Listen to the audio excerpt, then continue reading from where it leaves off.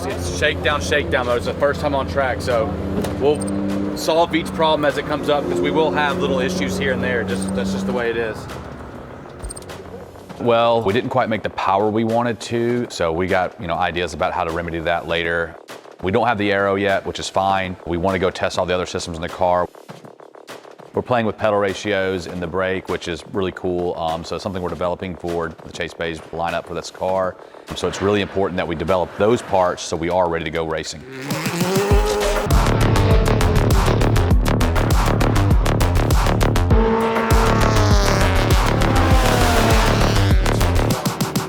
So we just got the car on the track. First lap impressions. Got some setup things we need to really address as far as ride heights and whatnot goes. So that's what this test is about. It's not going to be a walk-off home run and set the world on fire with a lap record first go at it. So I know what the car's pace is going to look like in final form, so I can see how the car's trending, and I think it's trending really well. We just need a few more track days to really test the car and dial in the system, get all the components on the car that are going to be in its final form, and go testing before the race. In the same turn, this thing's gonna be a bad motherfucker, and this thing turns in so good. Everything is zero. Yeah. Zero tone, zero that, so not really hurt though. Oh, sorry, I was texting and driving. Chase, was basically open lapping the Civic, so he's been out there ripping all day, which was super exciting to see. He comes from a drifting background, so to see him actually being on a road course now is pretty exciting. The Civic is doing absolutely awesome. He's chipping away at his lap times. We're doing a little work together. You brake again, release.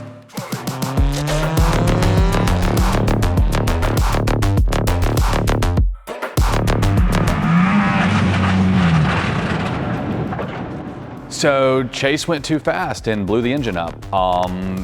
It's a little sad. We drove it all year in grid life, chasing drift cars and things like that, and I guess he went so fast that it decided it no longer wanted to be with us any longer. I gave my wife a ride for the first time ever. We did one lap, an Old Faithful, and that happened.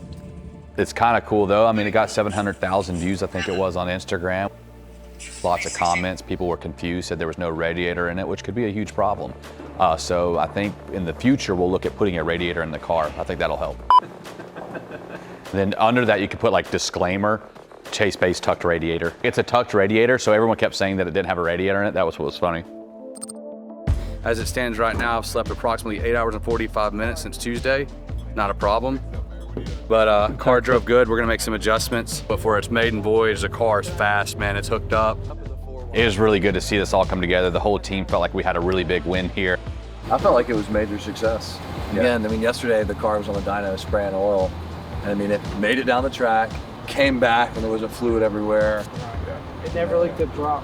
Yeah, and it sounds pretty damn good. Sounds great. Halfway into the first lap, and Brian comes on the radio and says this car's gonna be bad, but in a good way. That's... Dude, the car, as Mike said, it did the thing. But no, for real, it cooperates well. We got some changes that we can make to make it better. I still need some seat time. We got those couple things I do need to try to, learn more about the car. But yeah, thanks. I know we're tired. It's been tough. So Chase is working on cleaning the wiring up for the final time, tucking everything away, making it look nice and pretty. We were going to try to develop our own intake, but we went to K-Power Industries intake to get our intake air temps down. We really try to do a couple different things, but it just, go with what works and get it over with. We just didn't want to reinvent the wheel on that. So we got that under control, working on wheel fitment. I think we got it finalized. Last year, we got to talking with Jonathan from Falcon Tires. We ran some of their tires on a few of our cars. I loved it. The grip level was great. So we decided to work together, for GLTC in 2024. So super stoked about that partnership. It's a great tire, and having a partner like that is really huge with these sorts of things, just because it's, consumables, and just knowing that I have someone I can just pick up the phone and call and text if I have an issue is really great.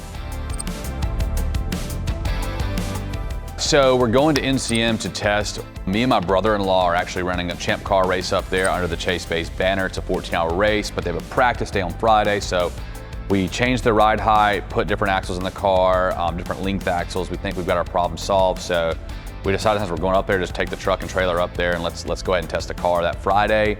And let's just learn more about the car and just make some more laps.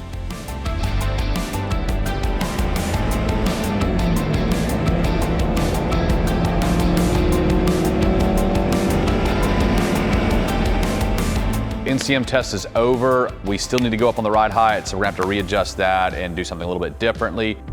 We decided to, get spacers and actually give ourselves about 2 inches of ride height to buy ourselves some resolution to work within a window on the actual damper, as opposed to keep cranking the spring and preloading it. Me and Chase are traveling to LA this week. Well, Chase and I actually just became like internet pals and finally met each other in real life in Japan. I know of all like a couple of weeks ago. We're immediately gonna come home and test at Barber, and then from Barber, we've got 2 weeks to race number 1. So it's very critical that we nail this down. Hopefully this solves our ride height issues. It's starting to become a bigger problem, and we've got a few weeks till race number 1 for us, so it's kind of stressful just to not really know and have one more day of testing.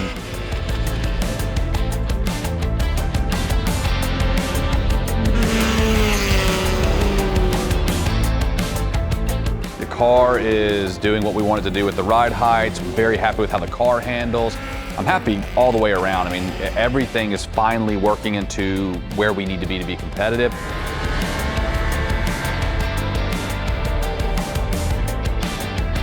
Don't worry about it. Am I normal? No, I'm just saying, I know you're scared to get out there with really good drivers. I know, dude. What do you think I should do? I just think you should really stay out of the way, because these guys are really good and they really just want to get practice. So don't get in their way. Okay, thank you. And I know I can tell you're trembling. Are you okay? Stay out of the racing line. Stay off the racing line? Everything was going really well until it wasn't. The last session, me and Chase got to get on track together. We started cutting through traffic a little bit, and I felt like the car was a little down on power, and I feel like it's been down on power this whole time, but again, it's just one of those things where I just chalk it up to it's a K-Series engine. It's not something I'm used to, whatever. But Chase is in the S2000. He's having to lift to keep from hitting me in the straight line. And then out of nowhere, the car made a funny noise and the engine decided to no longer be in our presence.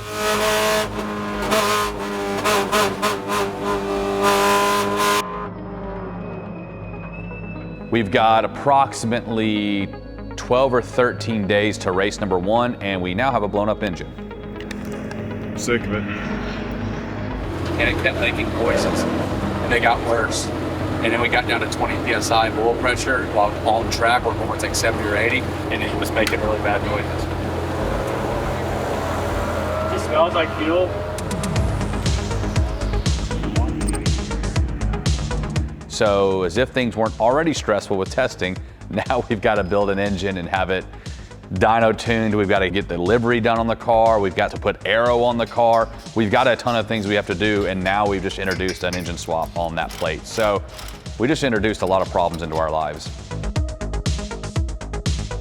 So we have a game plan to fix the engine. We have another K24 here that Chase has had.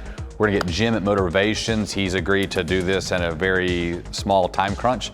He's gonna replace all the bearings for us just because the engine's been sitting a little while. It's a good engine, but just want to give ourselves the best opportunity to have a successful engine as we can. Welcome back to CVTV. I'm your host, Mike. And today, for the 4th time, we are installing a K-Power intake. And it's super simple. You could get this done on a Saturday by yourself. Follow me, guys. Originally, we were gonna go with Urus Aero, but it's hard to get a splitter on that front bumper. So we had some Futago Aero that was originally on Chase's drift car that we stole. The splitter lined up perfectly from Barris, so we had to do a little bit of massaging, but we decided to switch over to that because it was gonna make it much easier for our Aero.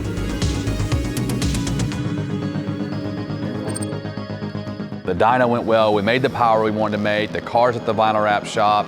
These guys agreed to do, all of this in a timely manner for us. We kind of rushed everyone and really appreciate everyone's cooperation. All we gotta do is load the truck and trailer, figure out what spares we wanna take, throw the car in a trailer, and go to the track. So super stoked to how it came out. I'm super excited to see what the livery looks like, but it's been a lot of hard work and I'm ready to hit race one hard.